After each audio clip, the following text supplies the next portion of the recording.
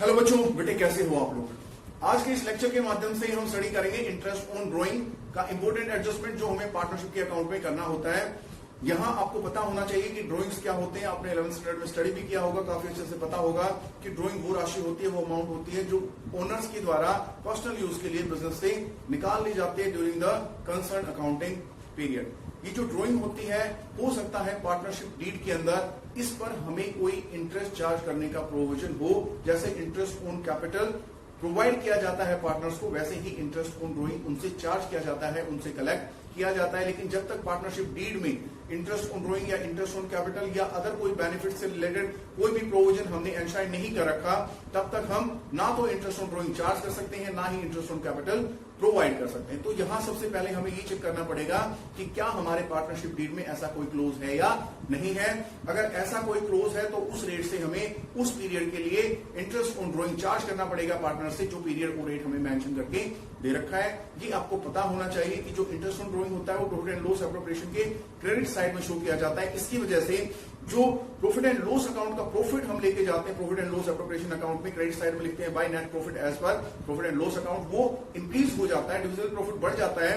जबकि जो लॉस होता है प्रॉफिट एंड लॉस अकाउंट का, आप लोग उसको debit side of appropriation account में लेके जाते हो to net loss as per profit and loss appropriation account, उसके अंदर से ये लेस हो जाएगा क्योंकि ये कोरेस्पोंडिंग साइड में हमारा लिखा जाएगा। अब बात आती है कि ड्राइंग हमें क्वेश्चन में किस प्रकार से दी मिलेगी।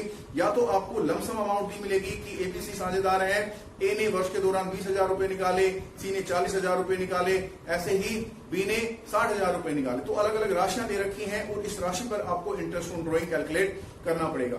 यहां जब हमें लमसम अमाउंट दे रखी होती है तो हम ये मान लेते हैं कि जो पार्टनर हैं या जो पार्टनर्स हैं उन्होंने रेगुलर इंटरवल पे ड्राइंग किया है और हमें केवल 6 महीने का ही इंटरेस्ट उनसे चार्ज करना है।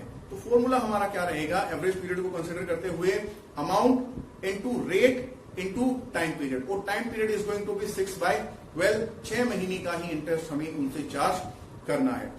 दूसरा सिचुएशन ये होता है, हमें एक सेट ऑफ ड्राइंग्स दिया मिलता है कि एक नहीं 4, 5, 6, 7, 8, 9, 10, 11, 12 तक हमें ड्राइंग मिल जाएंगे, और या तो वो रेगुलर इंटरवल पे रेगुलर अमाउंट से कर रखे हैं या वो इरेगुलर इंटरवल पे इरेगुलर अमाउंट के कर रखे हैं। वहां हमें या तो एवरेज पीरियड कैलकुलेट करके एवरेज पीरियड मेथड लगाना पड़ेगा या फिर हमें प्रोडक्ट मेथड वहां पर अप्लाई करना पड़ेगा। सबसे पहले बात कर लेते हैं हम उस केस के अंदर जब हमें एक लमसम राशि दे रखी होती है एज अ ड्राइंग। यहां पर हम एक एग्जांपल कंसीडर करते हैं। For example we are having 3 partners namely A, B and C.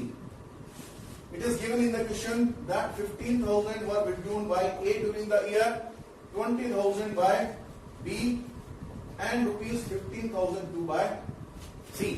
Rate of interest for interest on drawing is to be charged on them at the rate of 10% per annum. 10% वार्षिक की दर से हमें उनसे आहरण पर ब्याज कलेक्ट करना है, उनसे चार्ज करना है, जो जनरली कैपिटल या करंट अकाउंट के थ्रू ही होता है हमारा।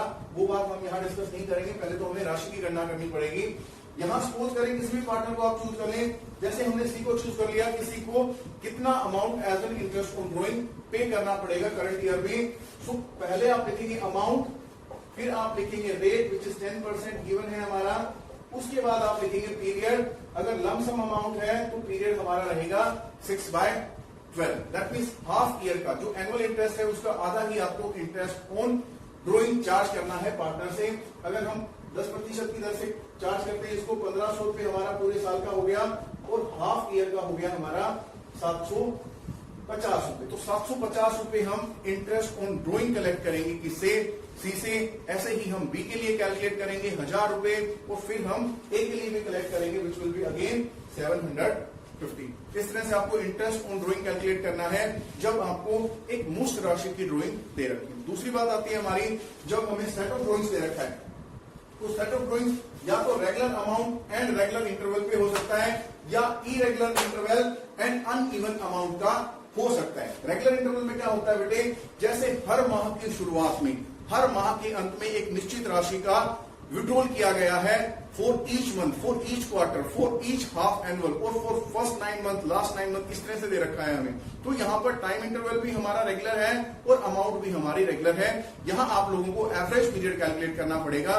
एवरेज पीरियड का अर्थ क्या होता है, पहले तो आपको एक फॉर्मूला अप्लाई करना पड़ेगा पीरियड ऑफ फर्स्ट ड्रॉइंग, मतलब कितने समय के लिए वो पहली राशि, वो पहली इंस्टॉलमेंट उस ओनर के पास रही जिसने वो निकाली है। Then plus period of last instalment, जो लास्ट इंस्टॉलमेंट उन्होंने विड्रॉ किया वो कितने समय के लिए उनके पास रहा।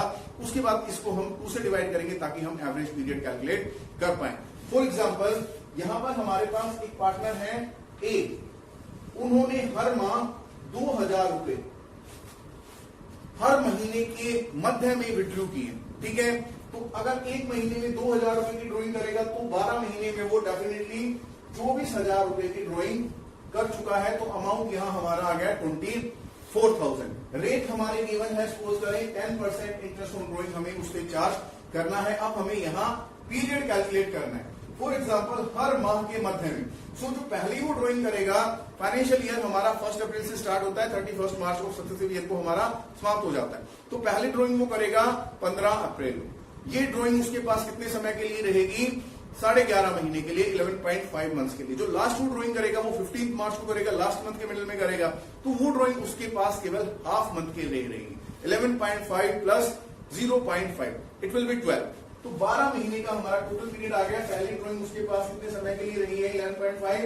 सेकंड ड्रॉइंग 0.5 हाफ मंथ के लिए और divide by 2 it will be 6 month. हमें केवल उससे 6 महीने का इंटरेस्ट चार्ज करना है 24,000 रुपए पे। अगर 24,000 का 10% कैलकुलेट करेंगे वो 2400 रुपए आएगा, उसका हाफ करेंगे वो 1200 रुपए आ जाएगा।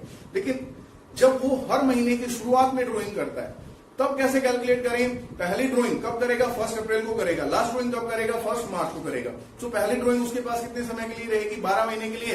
और लास्ट ड्रॉइंग कितने महीने के लिए रहेगी? 1 महीने के लिए, क्योंकि 1 मार्च को किया है और हमारा अकाउंटिंग ईयर एंड हो जाता है 31 मार्च को।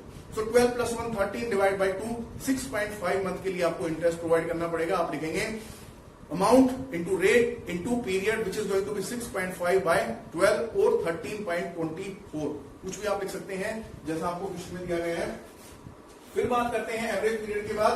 जब हमें इरेगुलर पीरियड में अनइवन अमाउंट का ड्रॉइंग दिया जाता है, यहां जरूरी नहीं है कि हमें 12 ड्रॉइंग मिले, हमें 2 मिल सकते हैं, 4 मिल सकते हैं, 6 मिल सकते हैं, 8 मिल सकते हैं, 10 मिल सकते हैं, 12 भी मिल सकते हैं। अमाउंट भी अनइवन होता है और पीरियड भी हमारा इरेगुलर होता है। हम यहां कंसिडर करते हैं एक पार्टनर है बी, जिसने पहली ड्रॉइंग कर रखी है 15 अप्रैल को। 15 अप्रैल को ड्रॉइंग किया, अमाउंट है हमारा 5,000। Let's make it more simple, हम इसको 1 अप्रैल मान लेते हैं कि भाई 1 अप्रैल को उसने ड्रॉइंग की है 5,000 रुपए की। ये ड्रॉइंग उसके पास कितने महीने के लिए रहेगी? 12 महीने के लिए, क्योंकि उसने first day of first month में कर ली।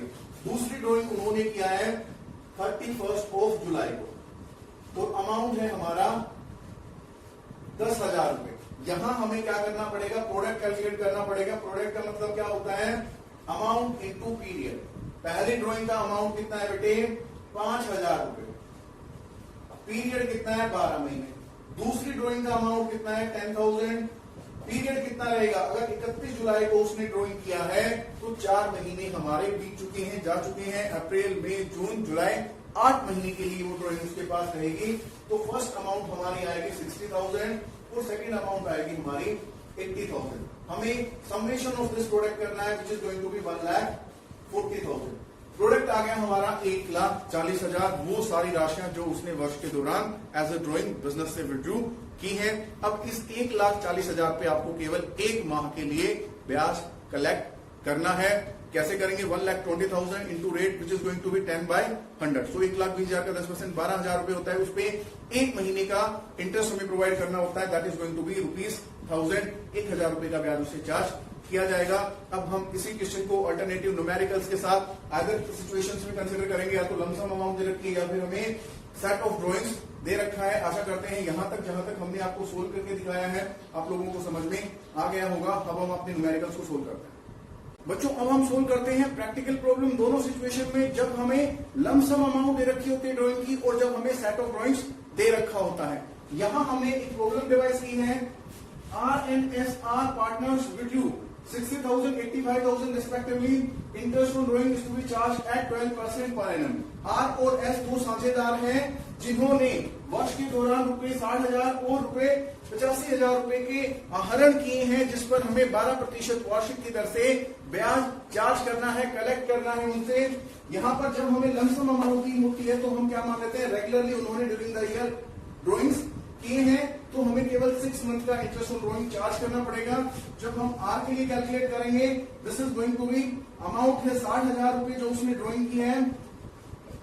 रेट ऑफ इंटरेस्ट हमें दे ही रखिए 12% per annum and period would be 6/12, मतलब जो भी हमारा एनुअल इंटरेस्ट रहेगा उसका हाफ हमें कर देना है। यहाँ पर 7200 डिवाइड बाई 2, 7200 रुपए हमारा एनुअल इंटरेस्ट है, और जब इसको 6/12 या 1/2 से डिवाइड करेंगे that is going to be 3600। S के लिए भी हम ऐसे ही ड्रॉइंग कैलकुलेट करेंगे। उसने टोटल ड्रॉइंग की 85,000, रेट वही है हमारे इंटरेस्ट की 12%, 6/12। तो यहां अमाउंट आ रही है हमारी 8512, 10,200 इंटू 1/2 लिखें या 6/12 बात लिखिए बेटे 5100।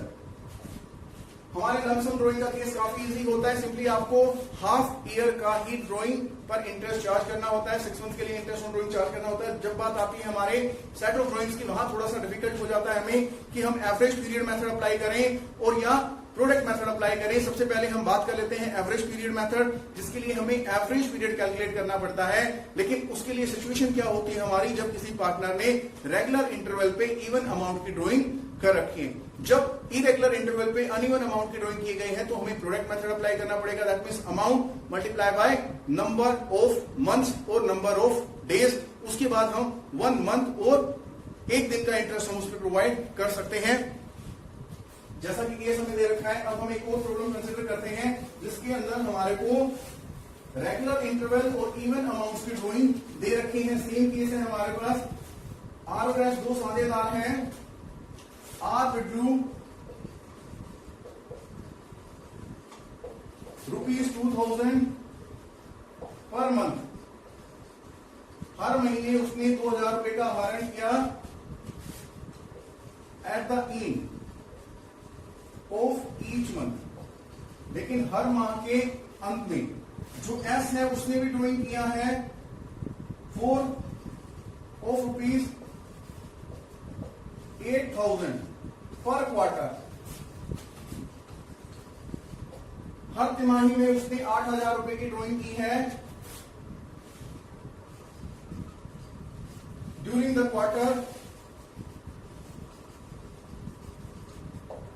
के मध्य में। तो अब यहां हमें एवरेज पीरियड टेबल को कंसीडर करना पड़ेगा। एवरेज पीरियड टेबल के अंदर हमने पीरियड कैलकुलेट करके रख रखे हैं पहले से ही, आप अपने फेयर नोटबुक के अंदर इसको नोट डाउन कर सकते हैं। यहां हमारा फ्रीक्वेंसी है, मतलब कौन से अंतराल पे ड्राइंग की गई है, whether that they are going to monthly, quarterly, half annually, पहले 9 महीने के लिए और लास्ट के 9 महीने के लिए।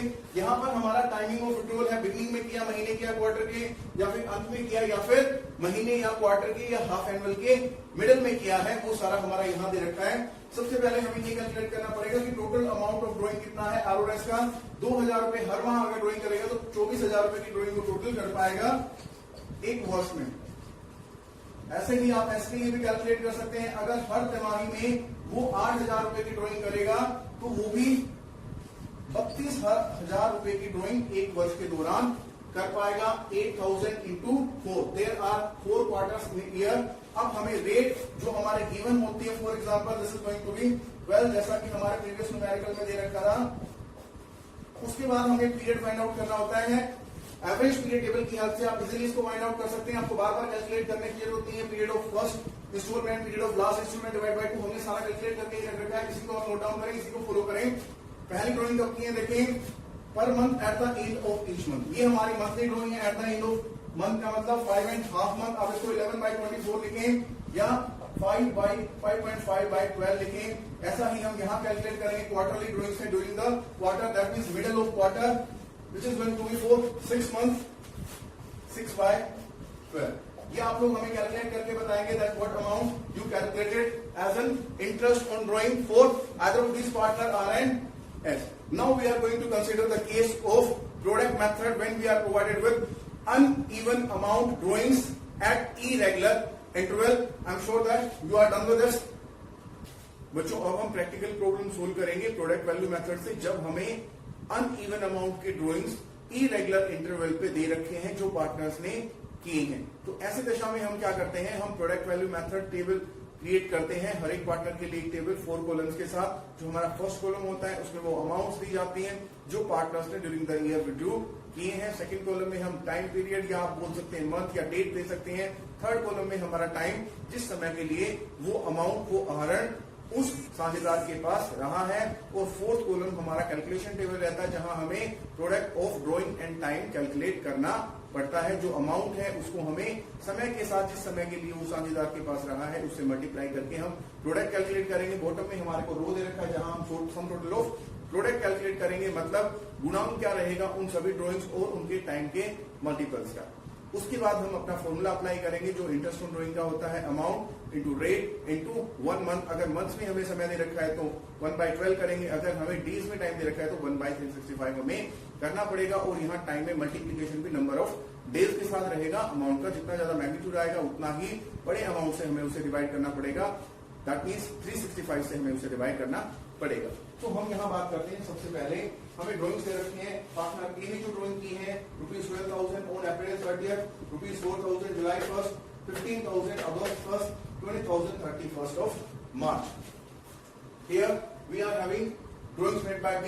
B ने जो ड्रॉइंग कर रखे हैं 6,000 रुपए 15 अप्रैल को, 12,000 रुपए सितंबर 30th, 15,000 रुपए नवंबर 1, 10,000 रुपए 31 जनवरी, 20,000 रुपए 1 फरवरी को उसने ड्रॉ किए हैं। यहाँ सबसे पहले बेटे हम पीरियड कैलकुलेट कर लेते हैं। अगर उसने 30 अप्रैल को पहले ड्रॉइंग की है तो वो 11 महीने के लिए उस पार्टनर के पास रही है। अगर उसने 1 जुलाई को ये ड्रॉइंग की है 4,000 रुपीज, अभी हमारे पास 9 महीने बचे हुए हैं, 3 महीने हमारे बीत चुके हैं।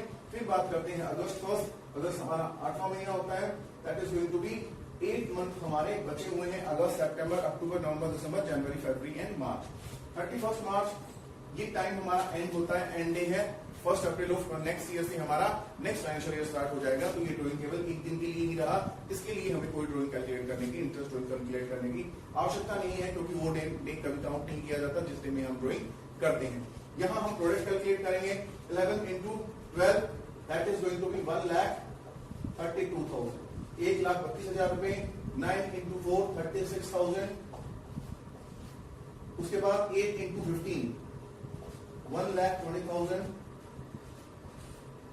देन 0, ये हमारा 0 ही रहेगा।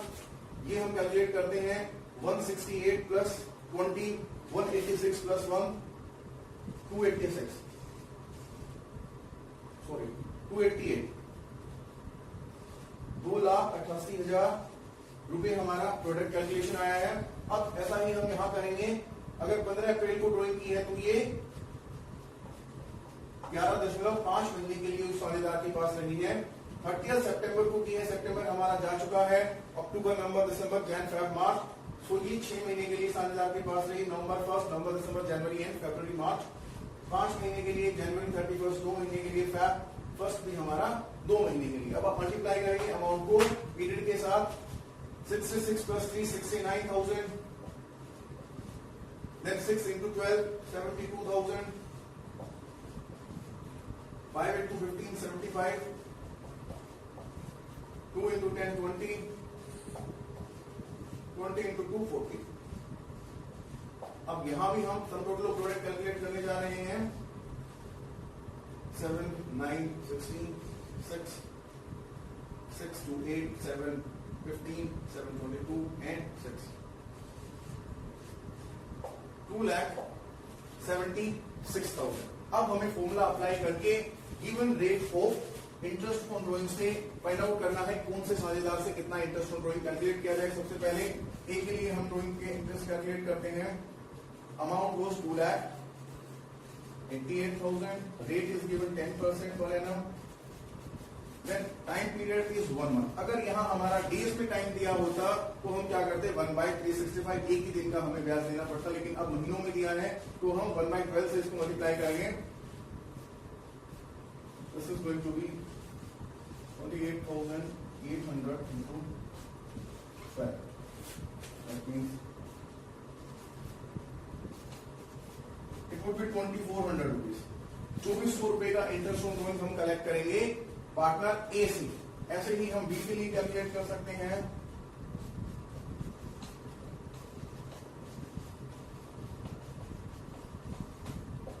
Equal to 2,76,000 into rate into time, that is going to be 1 month.